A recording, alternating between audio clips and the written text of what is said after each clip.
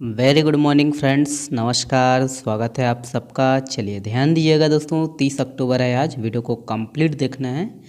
तो पहला प्रश्न आप लोग के सामने है। देखिए, निम्नलिखित में से किस विधानसभा क्षेत्र का पूरा कार्य महिलाओं के द्वारा किया जाएगा?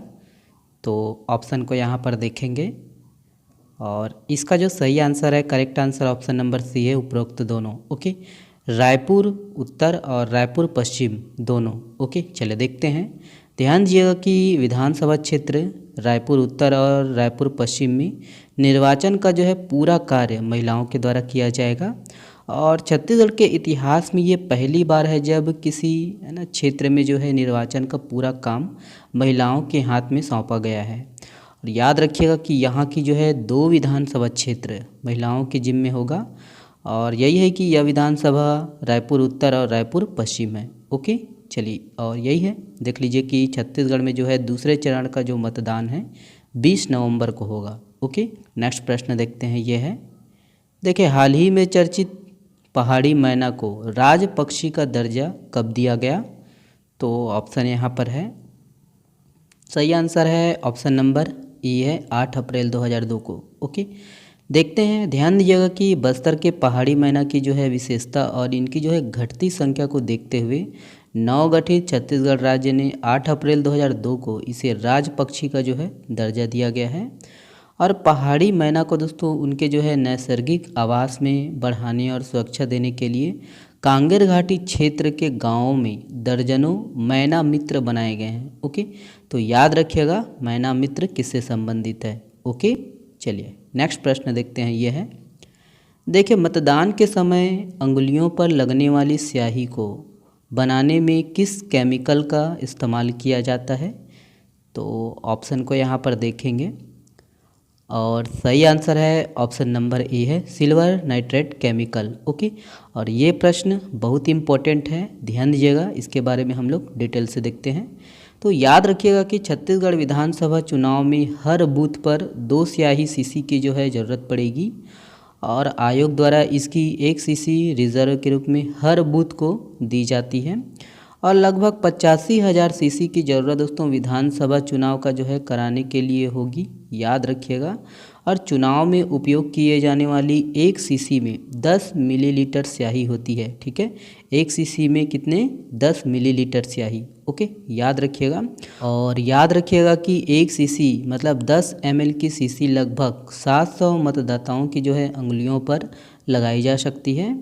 और स्याही सीसी में सिल्वर नाइट्रेट केमिकल होता है और यह एक बार लगने पर 72 घंटे तक नहीं मिटती है। ठीक है, और वही है, मतदान के समय जो है अंगुलियों पर लगने वाली स्याही को बनाने में सिल्वर नाइट्रेट केमिकल का जो है इस्तेमाल किया जाता है।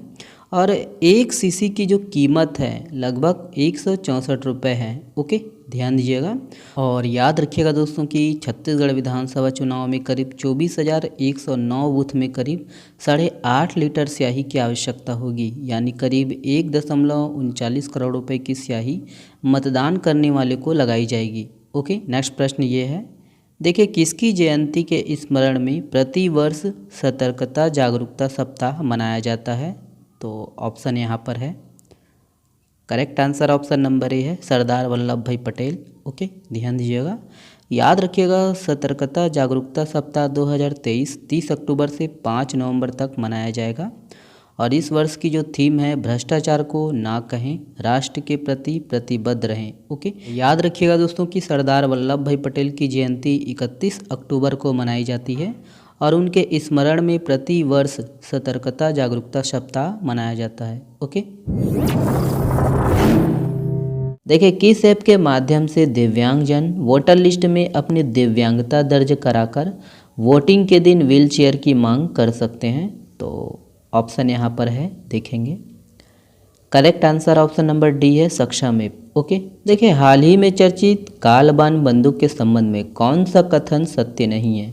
तो ये प्रश्न दोस्तों बहुत इंपॉर्टेंट है, ध्यान दीजिएगा इसको। यहाँ पर ऑप्शन दिया गया है, करेक्ट जो आंसर है सत्य नहीं है पूछा गया है ना, तो करेक्ट जो आंसर है ऑप्शन नंबर डी है। ठीक है, खैरागढ़ के राजा वीरेंद्र बहादुर सिंह ने इसे भेंट स्वरूप दिया था, ये गलत है।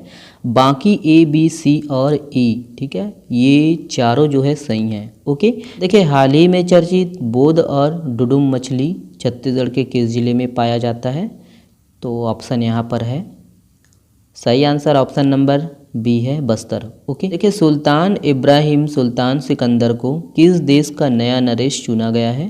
तो ऑप्शन यहाँ पर है, सही आंसर ऑप्शन नंबर बी है, मलेशिया। ओके, देखिए देश का पहला नौसेना सौर संग्रहालय कहाँ बनाया जाएगा? तो ऑप्शन यहाँ पर है, सही आंसर ऑप्शन नंबर बी है, लखनऊ उत्तर प्रदेश। ओके, और आज के लिए बस इतना ही है। ये वाला प्रश्न आप लोगों के लिए है, राजशाही दशहरा पर्व किस जिले में मनाया जाता है? तो इसका जवाब आप लोग को देना है कमेंट्स बॉक्स में। चले, बहुत बहुत धन्यवाद दोस्तों वीडियो को देखने के लिए। इसका PDF डाउनलोड कर सकते हो आप हमारे टेलीग्राम चैनल से। वीडियो को देखने के लिए बहुत बहुत धन्यवाद, शुक्रिया। स्वस्थ रहिए, मस्त रहिए और हाँ, पढ़ते रहिएगा। शुक्रिया, बहुत बहुत धन्यवाद।